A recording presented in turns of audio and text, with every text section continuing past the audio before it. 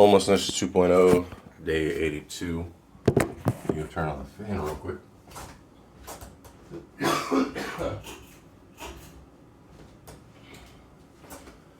So I already tried this tactic yesterday, putting the butter under the noodles. Worked out really well. And also got a little bit of that extra bacon fat.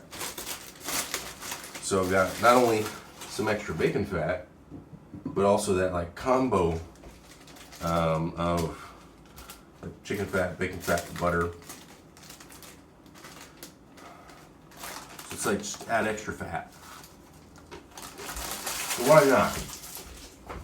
Oh, I need to move this around. I just turned off, or the water just finished boiling. Because I was like, well, I could record like I did yesterday and have the water boiling be all up in my face the whole time, or I could boil the water and get everything ready and then start recording. So that's what I did. I wash my hands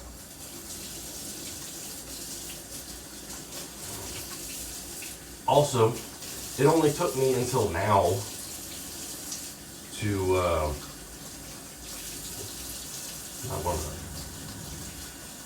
bring my toothbrush out here. It's like, sometimes I forget, and like, the kitchen is on the way to the bathroom. So why not just put it in the kitchen since it's right here? There's no point in, yeah. And I only figured that part out, like, I don't know, a week and 2 days before I have to get out of here. So I have to figure out what the next step is. Pour this water on here. Let it do its thing. Can't overfill it because otherwise, that's problematic.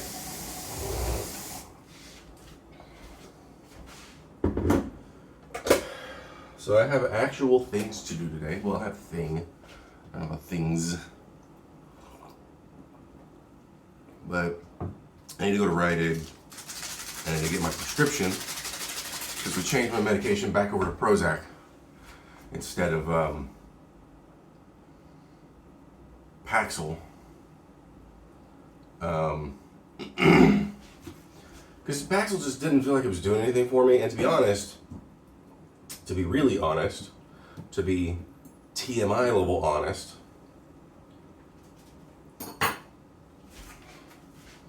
Paxil was messing with, sexual function. And although I'm not having any sex with anybody, I'm still a human being. And it was fucking with me. So I didn't want to have to deal with that. So, and I didn't even talk about that with the psychiatrist either. And I mean, she prescribed it to me last Monday when we had a conversation, but I was sick and, still, reeling from having been sick. I mean, like, think about it. I started feeling sick 2 weeks ago on Thursday. It is now Friday, the following 2 weeks. It lasted, okay, so I would say the symptoms of, fever, chills, aches, malaise, etc., those lasted about 4 days, roughly. Some were more severe than others for only briefer periods of time. But for the most part, like, I would say the whole, like, real ordeal was about 4 days. But then there was the follow-up, the aftermath that lasted at least another week of just constantly horking shit out of me. But even now, I'm still dealing with part of that aftermath. The aftermath isn't as bad. But so, like, think about it this way. Think about it like an injury, okay? you can have two kinds of injuries that are really similar.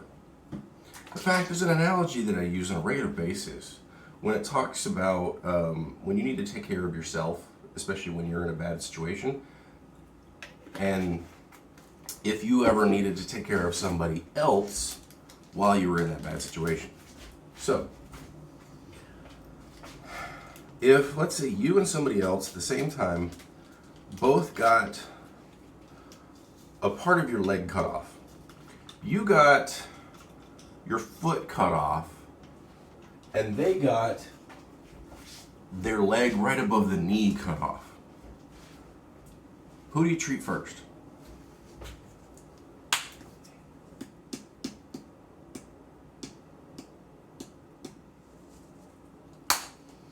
The answer is yourself. Not because you're selfish,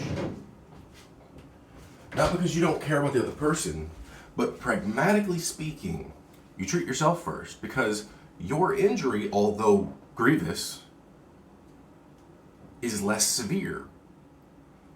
And you might be thinking, wait, wouldn't I want to help the other person who has it worse? That's admirable. It really is. But the problem is, you both have grievous injuries that could both get you killed.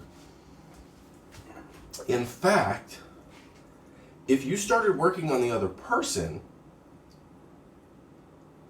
and you bleed out and then pass out, you're both gonna die. Plus, they're in more pain. They have a worse situation, therefore they are probably more likely to go into shock.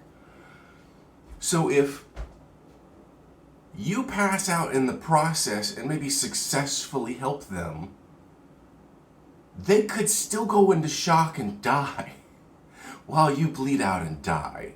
So even if you are successful, it's still possible for you to both die in a situation like that. Whereas, if you help yourself, you fix your leg, you put a tourniquet on it, whatever you're gonna do, take a fucking iron to it and cauterize the shit out of it, that would be absolute fucking misery, of course, but whatever you do will be much easier and much less resource intensive to take care of. And so, helping your smaller yet grievous wound will be more beneficial, because then you'll be able to take care of the other person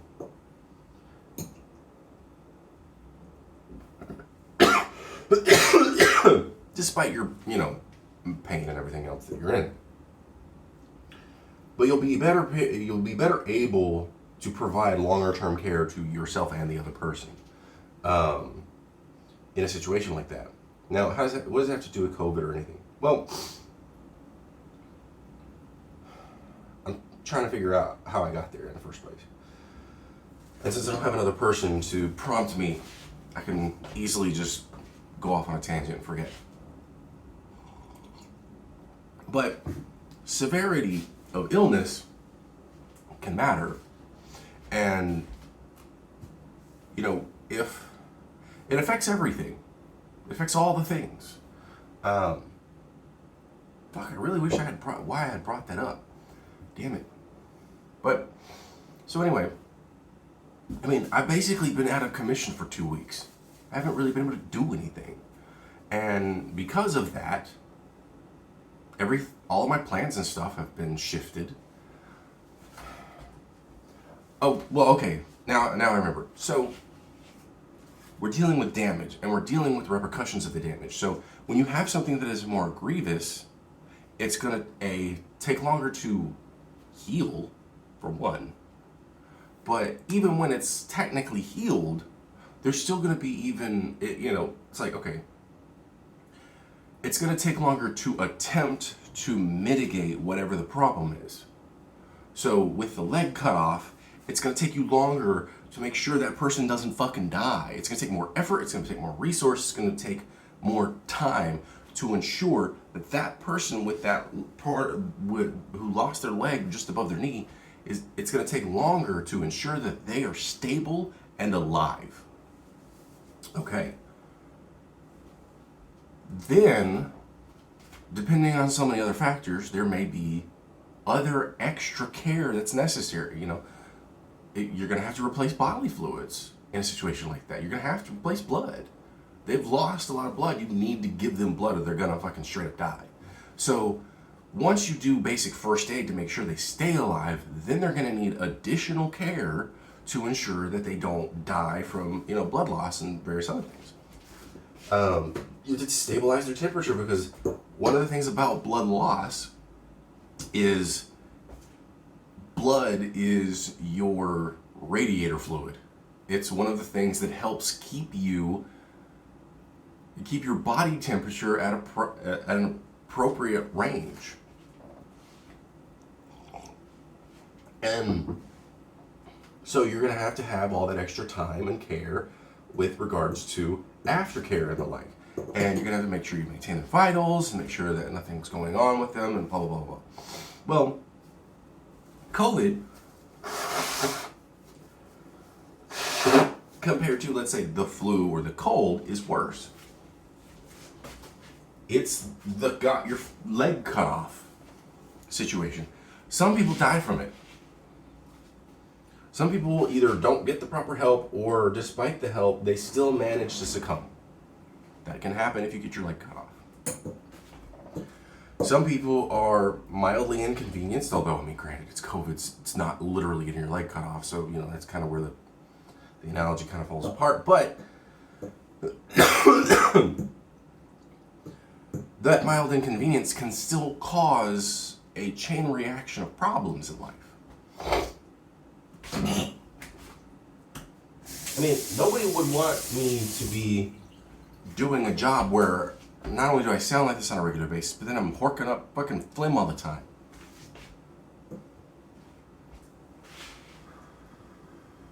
And despite the fact that I drink water on a regular basis and consuming all these soups and shit, and, taking warm showers on a regular basis and all that, because the damage that has been done to the inside of my body needs time to heal, and it needs more time than the cold or the flu, it's going to have lasting impact. This is why throughout this entire fucking process, we've been trying to be like, look, this is important. It's serious. It's not just because it's not killing everybody, it doesn't mean it's not serious. This illness affects people's lives. It affects their lives individually, but it also affects their lives peripherally. And we have not been prepared. We are not prepared, quote Illidan, although paraphrase more like, you are not prepared, quote Illidan. It's a video game thing.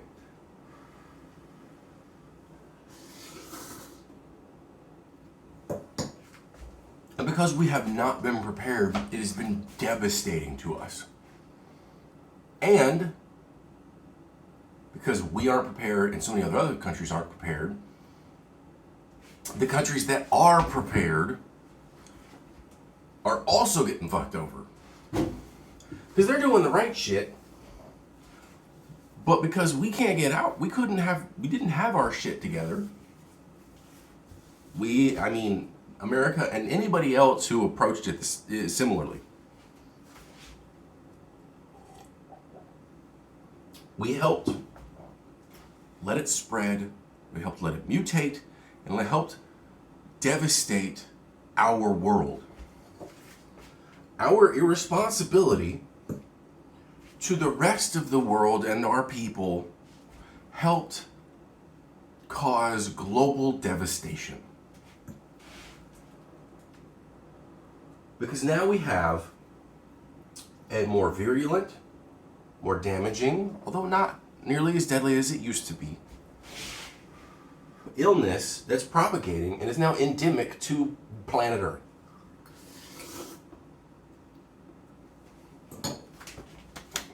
Congratulations, humans. You failed. Here's the title.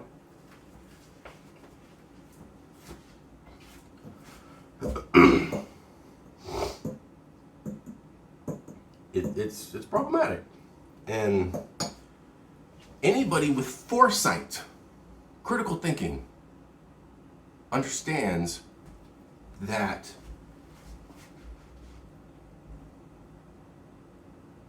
or understood that this could be a problem. Now, I'm not one to say that I knew everything when I first started learning about it. I mean, I was being a dumbass as well. I would say that it was like the flu. But you know what? I changed my opinion. I changed my perspective based on facts and information. Now you got people saying, see, it's not as bad. Despite the fact that people who say that, they're not looking at the fact that, they're saying now, see, we told you vaccines, we told you a year ago that vaccines wouldn't work. No, vaccines were working. Vaccines were working. Factually, 100%. But the purpose of a fast rollout of the vaccine is to get as many people as possible vaccinated as soon as possible. Why? Because if you don't, you end up where we're at.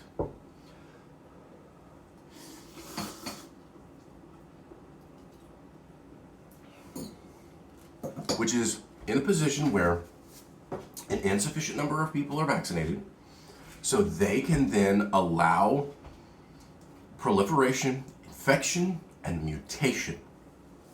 And that's what happened. Like, if you've ever played Plague Inc., you know exactly what has been happening. Now, in Plague Inc., it's a little different, but, there's a point in the game where if you have enough points, because so basic scenario, you point to a country and then you be like, okay, this is where patient 0 will be. And you get some point, you get like a point, okay? And as the game progresses and as the disease spreads, you get more points. And so then you can upgrade your disease. Now, for all intents and purposes, that's not exactly how viruses work, but they had to gamify it, okay?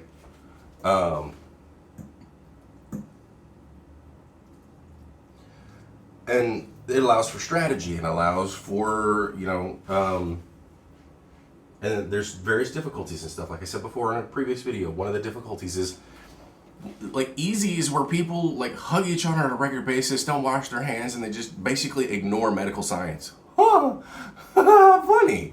Funny that.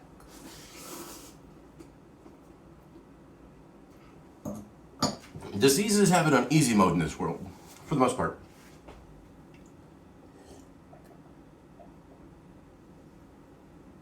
And if you want your disease to spread and affect the entire planet, then you need to have as few symptoms as possible, but you need to have as high as the highest possible transmissibility.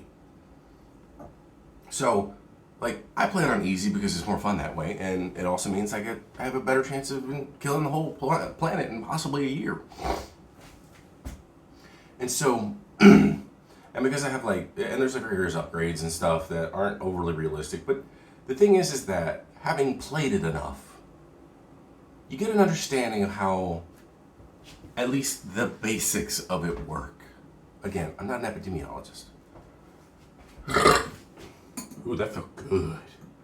That felt real good, and it sounded great, at least to me. So, one of the best places on the planet, by the way, to click on to start off is China. Do you know why? Because China has over 1 billion fucking people in it. It's literally one of the best places because it's so densely populated. And when you have people who are like, this is the China disease, or it's the Kung flu, or whatever the fucking bullshit racist ass crap, it's like, sure, it started in China. What do you fucking do? Diseases don't care about geopolitics. The transmission of a disease from an animal to a human is more likely when there are more animals, more humans, and more overlap between them. So if they are in regular, or at the very least close proximity to each other, there's going to be a higher chance of them passing it on to us. And there are people out there with the whole lab leak theory and everything. It's not even a theory. There's no information that proves that it's real. There's no information to test that hypothesis, at least not in the sense that not even that. There is no information wherein a hypothesis has been tested significantly enough for that to be an appropriate scientific conclusion. It's merely hypothesis at best, and it's jingoist and xenophobic propaganda at worst.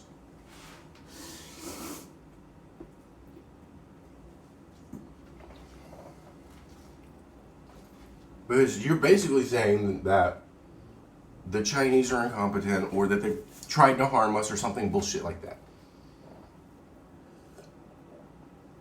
And that goes into, all the wild, crazy, stupid shit that's been going on in geopolitics forever, which doesn't help.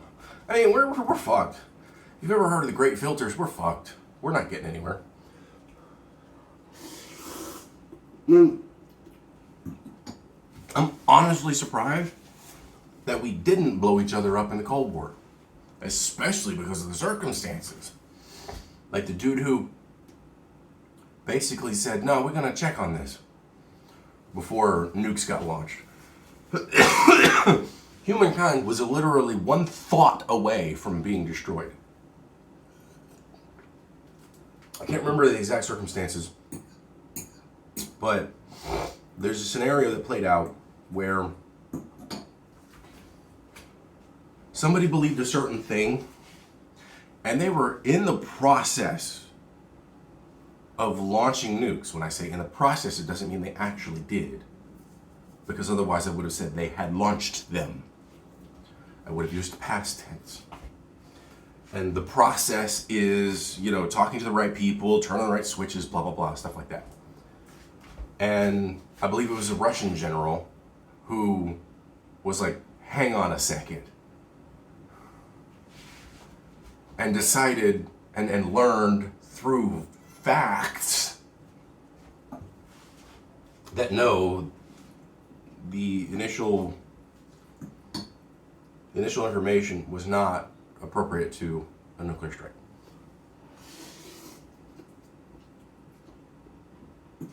But that definitely would have caused retaliation.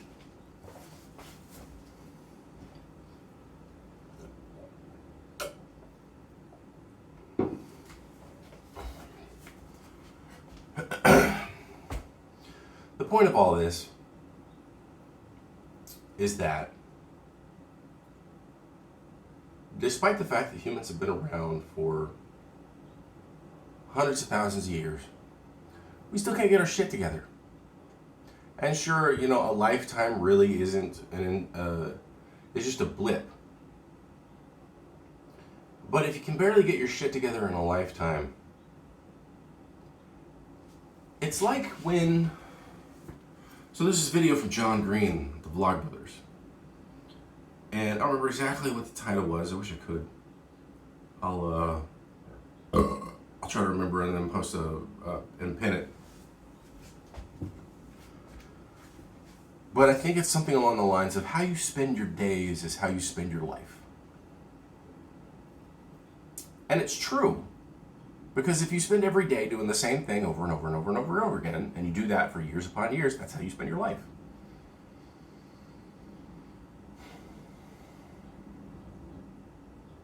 And I mean, it's important for us to, let me check, because I'm starting to feel warm. I'm not cooking, but it's 11:30, thereabouts, and I've got to get out of here, and I've got to go to Rite Aid and get the meds. And before I leave, I'm going to see if I can schedule a booster since I'm not sick anymore.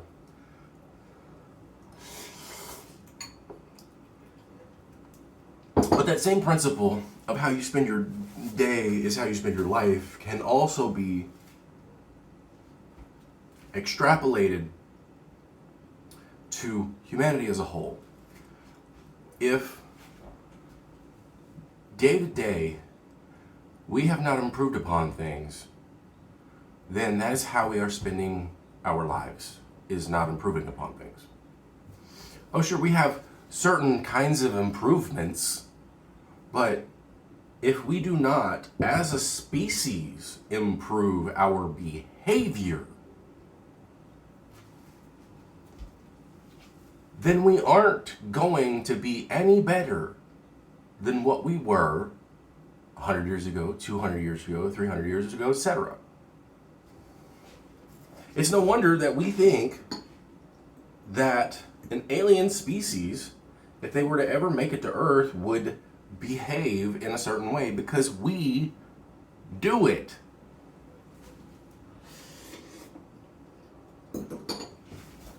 And we have not behaved ourselves enough for long enough, across enough generations, for us to say that we can change.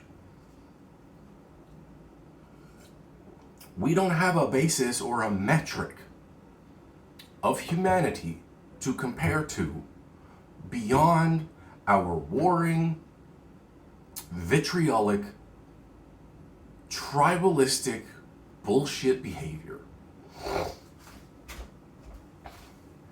And that will be our undoing.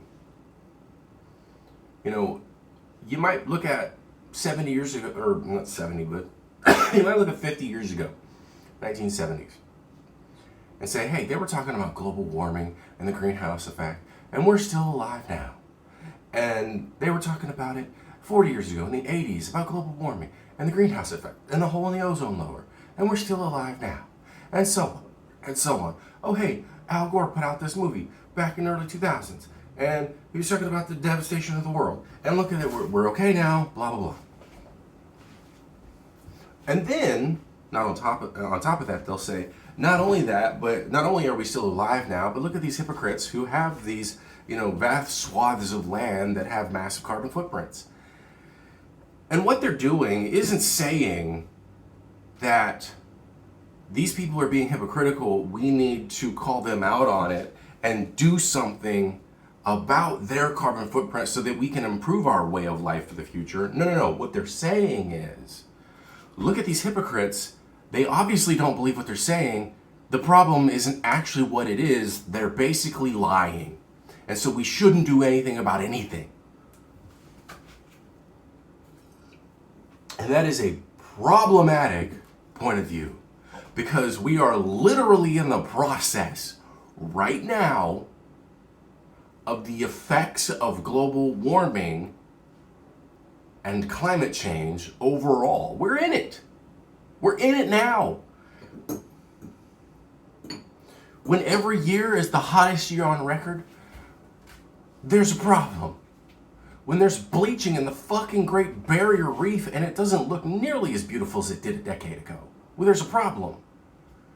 When there's places that have never received the kind of rain they've ever received in recorded fucking history, causing literal infrastructure to fucking collapse, there's a problem. When places that have never experienced over 100-degree temperatures that are then also literally on fucking fire, there's a problem. And yet, there is a massive swath of people who don't think there's a problem.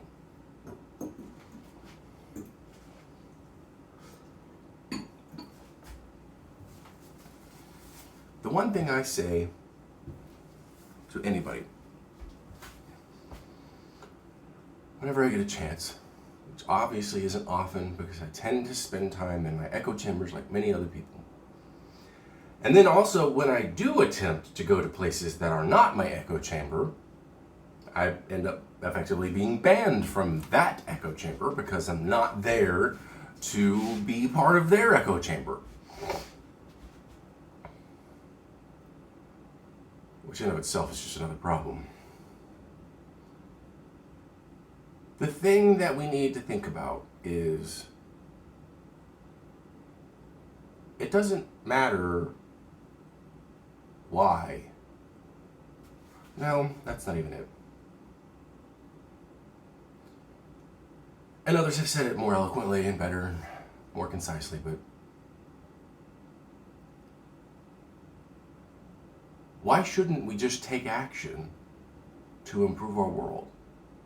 You know, I see nothing wrong with transitioning from gas-powered cars to electric cars. I mean, I would rather have trains and bikes and walkable cities and buses.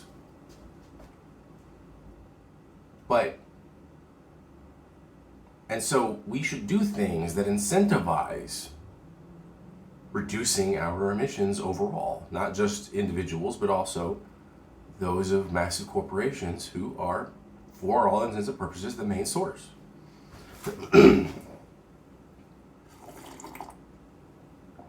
What is wrong with trying to improve your world, no matter what the purpose is? Okay, you don't like the carbon tax.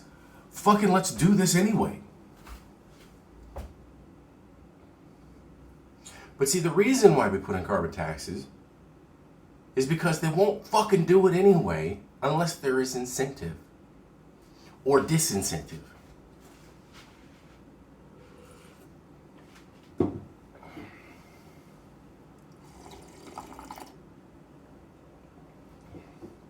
We're so preoccupied with people's motives instead of just trying to look at the greater fucking good. Which goes back to the previous thing that I've mentioned and how the way you spend your day is how you spend your life. We don't collectively, as a species, try to improve our behavior. So that's how we're going to keep going until we try to collectively improve our behavior. And there doesn't seem to be any of that on the horizon right now. And as such, we will spend our lives continuing to war, be divided, burn the only planet we have, suffer through record-setting droughts and floods and fires and blizzards, hurricanes and tornadoes. And we'll have taken a couple of tiny steps forward while the road ahead of us gets obliterated.